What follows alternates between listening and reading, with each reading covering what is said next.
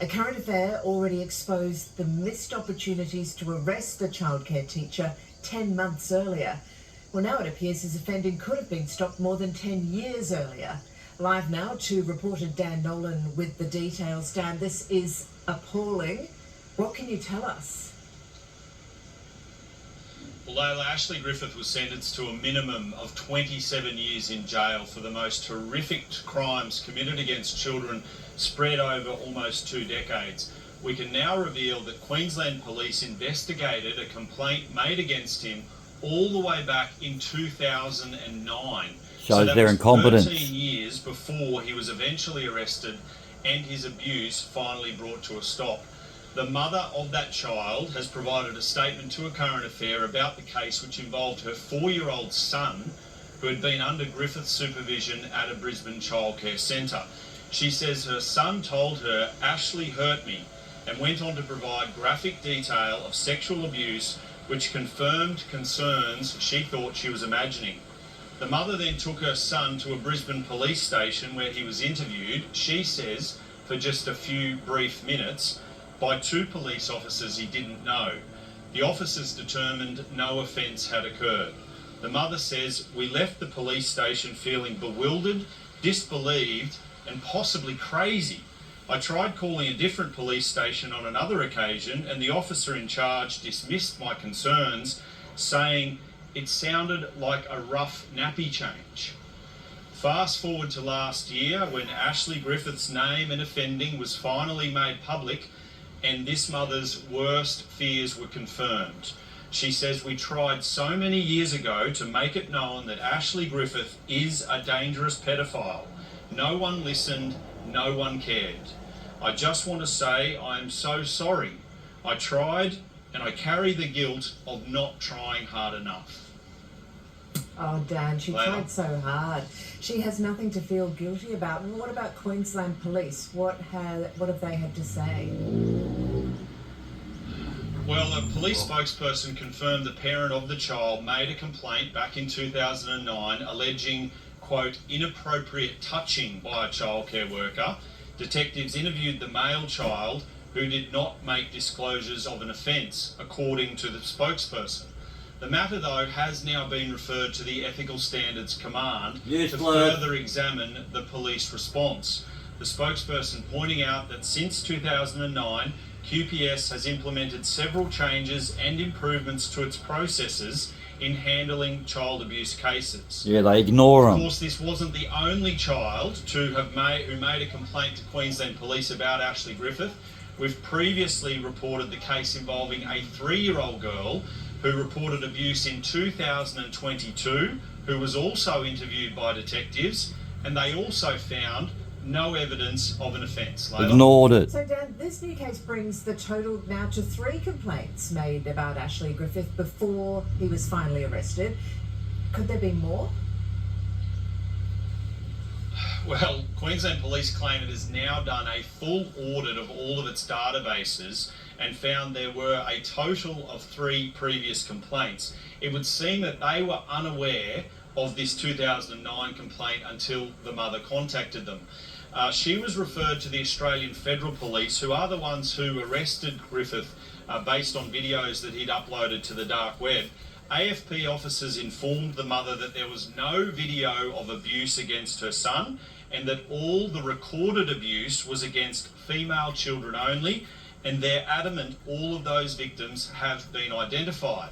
The mother says, "I am grateful that there were no images found. I am grateful my son was not identified as a victim, but I know he was harmed and I am convinced there are more victims." Layla?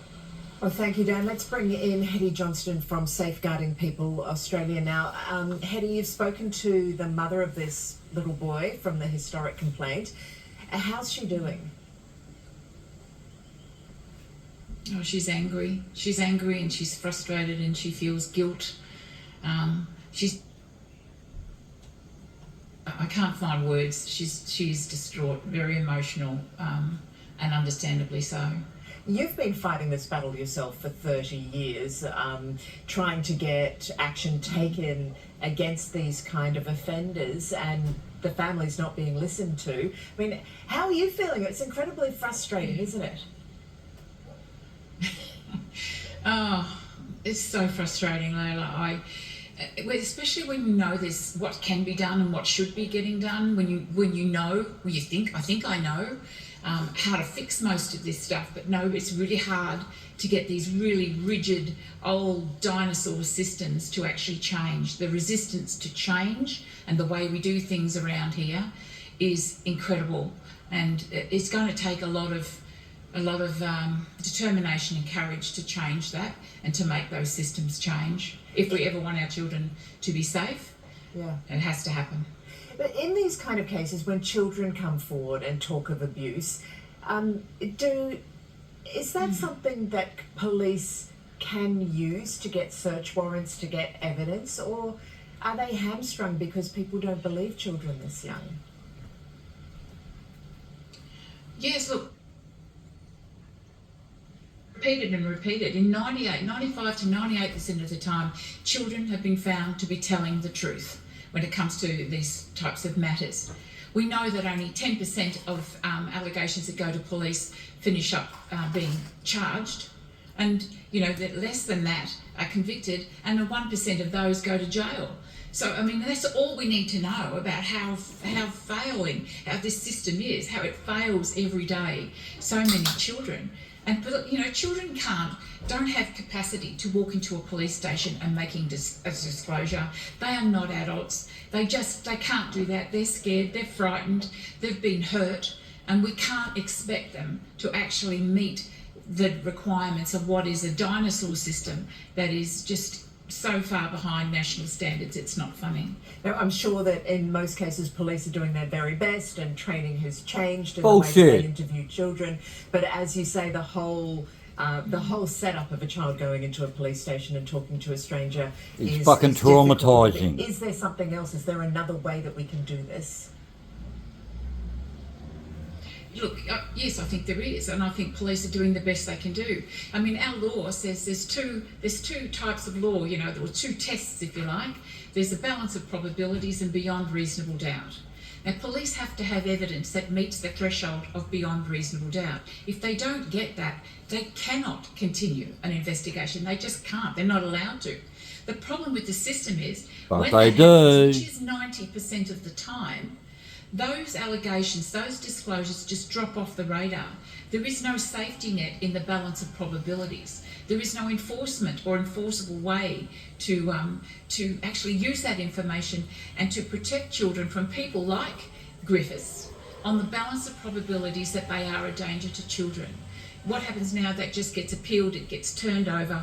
We need to strengthen our systems to use that information. We're telling our children, tell somebody. We're telling our families, and we've got laws across the country, failure to report, failure to protect, and yet our systems are the ones that are actually failing. Yeah, and more children are getting hurt. This mother, she's calling on the Queensland Premier to have the courage and determination to protect our children, and the new government He won't, he's trying to lock them up. Is that enough? Is it a good start? What's your views on an inquiry? Look, I think thank you to Christopher government. I mean, thank you. But let's give this inquiry some teeth. Let's give it a chance to actually make a difference. We can't just have another inquiry that is not going to fundamentally and systematically change the way we are dealing with disclosures, because therein lies the problem. And it's going to require changes to law, it's going to require changes to police procedure, and it's not just the legal entities, it's education, health, child protection, working with children. These things are all intermingled. That cares for, supports and responds appropriately to these children and to their families, because the gap they're falling through now, Layla, is astronomical, and it is causing harm beyond belief. The harm that it's causing is just incredibly sad and soul destroying, and it continues. Okay, Hetty Johnston, thank you for